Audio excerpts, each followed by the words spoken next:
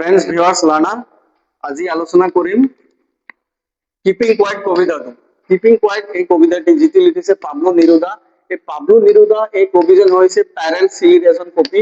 He was not only a poet but also a diplomat of the government and a poet, a great poet who won the Nobel Prize for Literature in 1971. আৰু এই কবিতাটি তেখেতে মৌনতাৰ কথা কৈছে, নীৰৱতাৰ কথা কৈছে, কিপ সাইলেন্সৰ কথা কৈছে বা কোৱাইট ইন্ট্ৰস্পেকশনৰ কথা কৈছে, আত্মবিশ্লেষণ মৌন হৈ আত্মবিশ্লেষণ কৰাৰ কথা কৈছে, পাৰস্পৰিক বুজাপৰা অৰ্থাৎ মিউচুৱেল আন্ডাৰষ্টেণ্ডিংৰ কথা কৈছে। আমি এই কবিতাটি আলোচনা কৰিম। এই কবিতাটিৰ নাম হৈছে কিপিং কোৱাইট। এই কবিতাটি আলোচনা কৰিম থুলমূলভাৱে।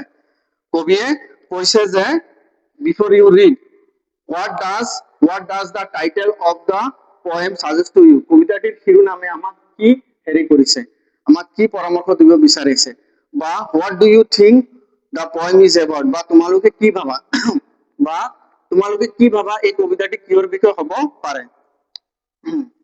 আমি কবিতাটি পঢ়ি গৈ আছো। Now we will count to 12. কবি কৈছে মই এতিয়া 1 ৰ পৰা 12 লৈকে হিচাপ কৰিম। কবি কৈছে 1 2 3 4 5 6 11 12।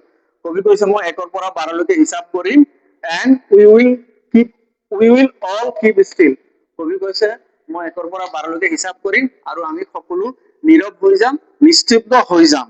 For once on the face of earth, এক মুহূৰ্তৰ বাবে এবাৰৰ বাবে সমগ্ৰ পৃথিৱীৰ বুকুত, let's not speak in any language, আমি কোনো ভাষাত কথা পাতিব নোৱাৰিম, not Bangla, not Hindi, not English or some other foreign language or any mother tongue. Let's stop for 1 second, আমি ৰৈ দিব লাগে, 1 সেকেন্ডৰ বাবে আমি ৰৈ দিব লাগে, and not move our arms so much, আমাৰ হাত ভৰিবিলাক, আমাৰ arms বিলাক, বাহুবিলাক, হাত ভৰিবিলাক বেছি লৰচৰ কৰিব নালাগে। It would be an exotic moment, এইটো হ'ব এক বিশেষ মুহূৰ্ত। মানে আমি একেলগে বহি আছো 40-50 জন মানুহ বা গোটেই পৃথিৱীৰ মানুহ যদি একেলগে মৌনতা অৱলম্বন কৰে, কিপ সাইলেন্স কৰে, কিপ সাইলেন্ট হৈ থাকে, তেতিয়াহ'লে কি হ'ব, it will be an exotic moment, কোনো ধৰণৰ ল্যাঙ্গুৱেজত ভাষাত কথা নাপাতিব, কোনো মানে হাত ভৰি লৰচৰ নকৰিব, it will be an exotic moment বুলি কবিয়ে কৈছে। তাৰ পিছত কৈছে যে উইদাউট ৰাশ, আমি কোনো খৰখেদা কৰিব নোৱাৰিম, উইদাউট ৰাশ কোনো খৰখেদা কৰিব নোৱাৰিম, উইদাউট ইঞ্জিন বা আমাৰ ইঞ্জিন বিলাক চলাচল নকৰিব। তাৰ পিছত ইন এ সাডেন ষ্ট্ৰেঞ্জাৰনেছ, আৰু যদি উইদাউট ৰাশ উইদাউট ইঞ্জিন কোনো ধৰণৰ ইঞ্জিন বিলাক চলাচল নকৰে, কোনো খৰদৰ নকৰে, লৰালৰি নকৰে, তেতিয়াহ'লে আমি it is a sudden strangeness, এইটো হ'ব এটা আচৰিত মানে অচিনাকি ভাৱ এটা হৈ যাব আমাৰ। মানে আমি একেলগে থাকাৰ পিছত যদি আমি কিছু সময় ধৰি যদি আমি কথা বতৰা নাপাতো, তেতিয়া এইটো অচিনাকি মানুহৰ নিচিনা লাগিব আমাৰ। তাৰপিছত ফিচাৰমেন ইন দা কোল্ড সি, যে ফিচাৰমেন ইন দা কোল্ড সি মানে মাছমৰীয়াসকল শীতল সাগৰত কি কৰিব, উড নট হাৰ্ম ৱেল, আৰু মাছমৰীয়াসকলে শীতল সাগৰত তেওঁলোকে তিমিমাছ চিকাৰ কৰিব নোৱাৰিব যদি মানুহ কিপ সাইলেন্সত থাকে, কিছু সময় মৌন হৈ থাকে। এণ্ড দা মেন গেদাৰিং চল, বা যিবিলাকে লুণৰ সাগৰত চল্টৰ সাগৰত কাম কৰে বা চল্ট লেকত কাম কৰে, নিমখৰ সাগৰত কাম কৰে, তেওঁলোকে তেওঁলোকৰ আঘাতপ্ৰাপ্ত হাতখিনি চাব পাৰিব, would look at his hurt hand, তেওঁলোকে তেওঁলোকৰ আঘাতপ্ৰাপ্ত হাতখিনি চাব পাৰিব।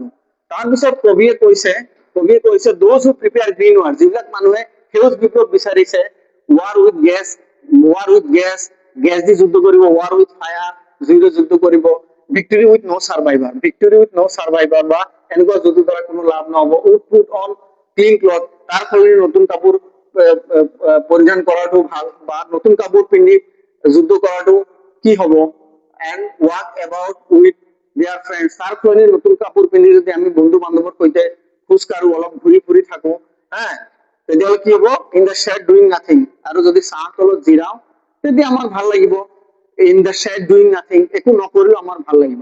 তাৰপিছত কবিয়ে কৈছে what I want should not be confused, কবিয়ে কৈছে what I want should not be confused, কবি কৈছে যিটো মই ক'ব বিচাৰিছো এইটোক লৈ আপোনালোকে সন্দিহান হ'ব নালাগে, কনফিউজ হ'ব নালাগে, বিভূতিত পৰিব নালাগে।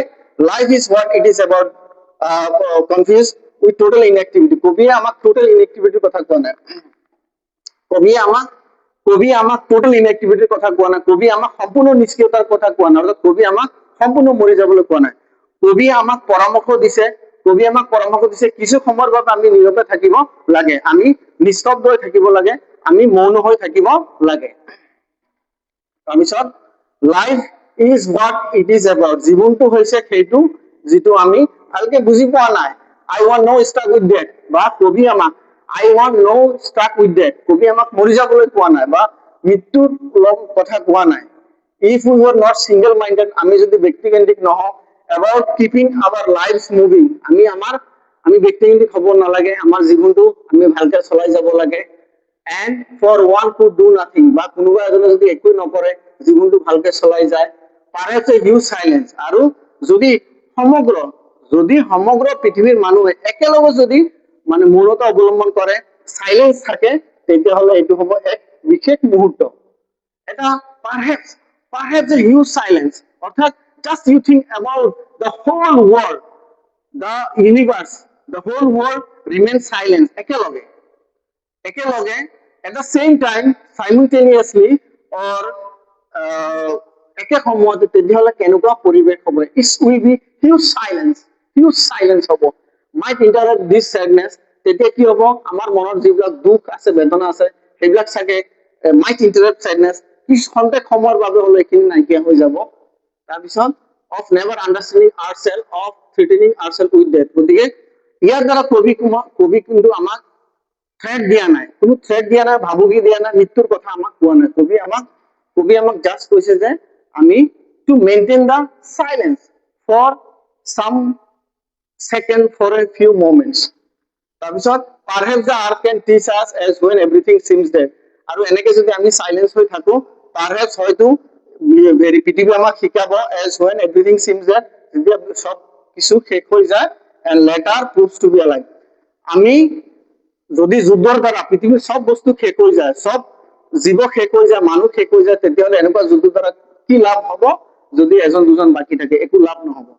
গতিকে নাও I will count up to 12, কবি আকৌ কৈছে মই 1 2 3 4 5 6 7 8 9 10 11 12, মই 1 ৰ পৰা 12 লৈকে হিচাপ কৰিম, আৰু now I will and you keep quiet and I will go, আৰু কবি কৈছে now you keep quiet and I will go, আৰু মই 1 ৰ পৰা 12 লৈকে হিচাপ কৰিম, আৰু মই গুচি যাম, আপোনালোক কোৱাইট হৈ যাব, আপোনালোক শান্ত হৈ যাব। গতিকে এই যিটো কিপিং কোৱাইট কবিতা, এই কিপিং কোৱাইট কবিতাটিৰ জৰিয়তে আচলতে কবি আমাক বুজাব বিচাৰিছে যে আমাৰ জীৱনৰ কাৰণে মৌনতা কিমান প্ৰয়োজন, কিমান ইম্পৰ্টেন্ট, কিমান সিগনিফিকেন্ট, সেইটো আমাক বুজাব বিচাৰিছে। তাৰপিছত ক'ব বিচাৰিছে যে নীৰৱতাৰ দ্বাৰা আমি কি লাভালাভ কৰিব পাৰি, কোৱাইট ইন্ট্ৰস্পেকশনৰ দ্বাৰা আমি কি লাভালাভ কৰিব পাৰি, বা আমাৰ মিউচুৱেল আন্ডাৰষ্টেণ্ডিঙৰ দ্বাৰা, পাৰস্পৰিক বুজাপৰাৰ দ্বাৰা আমি কি লাভালাভ কৰিব পাৰি। বা কবি আমাক এইটো ক'ব বিচাৰি আছে যে আজি বৰ্তমান সাম্প্ৰতিক সময়ত মানুহবিলাক যন্ত্ৰৰ নিচিনা কাম কৰে। Every human being is like machine, like instrument, যেনেকে আমাৰ মহানায়ক আমাৰ হাৰ্টথ্ৰব জুবিন গাৰ্গৰ এটি গীত আছে, যন্ত্ৰ আমি একোটি যন্ত্ৰ। গতিকে বৰ্তমান সময়ত আমাৰ মানুহবিলাক is like machine, or machine, or like আমাৰ যন্ত্ৰ বুলি কৈছে যে মেচিনৰ নিচিনা মানুহবিলাক মানে ভেৰি বিজি, মানুহবিলাক আৰ্টিফিচিয়েল হৈ গৈছে, মানুহবিলাকৰ প্ৰকৃতিৰ পৰা বিচ্ছিন্ন হৈ গৈছে। গতিকে ইয়াৰ দ্বাৰা কবিয়ে এই কবিতাটো এক গুৰুত্বপূৰ্ণ কবিতা সাম্প্ৰতিক সময়ত।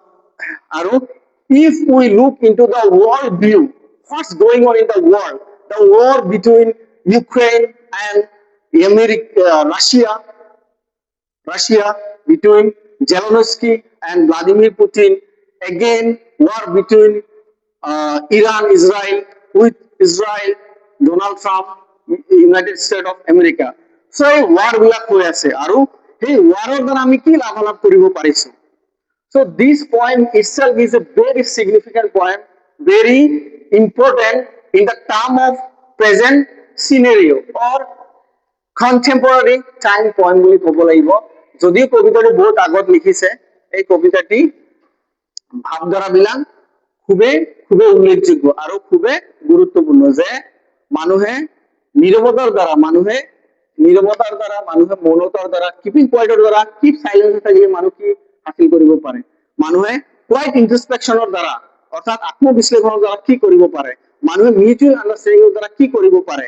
আৰু কবিয়ে আমাক কিছু সময় সাইলেন্স হৈ থাকিবলৈ কৈছে, বাট ডু নট সে টোটাল ইনএক্টিভিটি, সম্পূৰ্ণ নিষ্ক্ৰিয়তাৰ কথা কোৱা নাই, বা death two truck with death, বা আমাক মৰাৰ কথা কোৱা নাই, বা থ্ৰেট টু ডেথ বা মৃত্যু ভাবুকি কবি আমাক দিয়া নাই। কবি কৈছে যদি কিছু সময় ইঞ্জিন বিলাক ৰাছ নকৰে, কল কাৰখানা বিলাক নচলে, মানুহবিলাক যদি কামৰ পৰা অলপ আঁতৰি কিছু সময় জিৰায় আৰু অনুধাৱন কৰে নিজৰ আত্মাটো, ইয়াত আচলতে body and soul, body and soul, নিজৰ আত্মাৰ কথা যদি ভাবে যে হোৱাট ইজ লাইফ, জীৱনটো কি, জীৱনটো কি, আমাৰ জীৱনটো কি, জীৱনৰ মুহূৰ্তটো কি, জীৱনৰ গুৰুত্বটো কি, যদি মানুহ এইটো বুজি পায় তেতিয়াহ'লে আজিৰ তাৰিখত কৰবাত নহয় কৰবাত এই যিবিলাক যুদ্ধ বিগ্ৰহ হৈ আছে, যিবিলাক অভাৱনীয় পৰিস্থিতি হৈ আছে আমাৰ দেশতে হওক বিদেশতে হওক, নিশ্চয় সেইবিলাক নহ'লেহেঁতেন। আজিকালিৰ যুগত মানুহবিলাক ক্ষমতা লোভী, পাৱাৰ মংগাৰ, মানুহবিলাক ক্ষমতা লোভী হৈ গৈছে, চবৰ খালি পাৱাৰ লাগে। It may be political power, it may be man power, it may be money power, it may be social power, it may be economical power. গতিকে আমাৰ এই poet, আমাৰ poet পাবলো নিৰুদা যি এই কবিতাটো ৰচনা কৰিছে কিপিং পইণ্ট, যে আমি নীৰৱে থাকিব লাগে, আমি মৌনতা অৱলম্বন কৰিব লাগে, আৰু ইয়াৰ দ্বাৰা আমি পৰস্পৰক বুজি পাম, নিজক বুজি পাম, নিজৰ আত্মাক বুজি পাম, নিজৰ আত্মাক শুদ্ধিকৰণ কৰিব পাৰিম, আৰু ইয়াৰ দ্বাৰা সমাজত, দেশত, বিদেশত বা গোটেই বিশ্বত আমি ফ্ৰেটাৰ্নিটি, ভাতৃত্ববোধৰ নিদৰ্শন দাঙি ধৰিব পাৰিম। গতিকে আচলতে এই কবিতাটোৰ উদ্দেশ্য হৈছে এইখিনি। থেংক ইউ সো মাচ।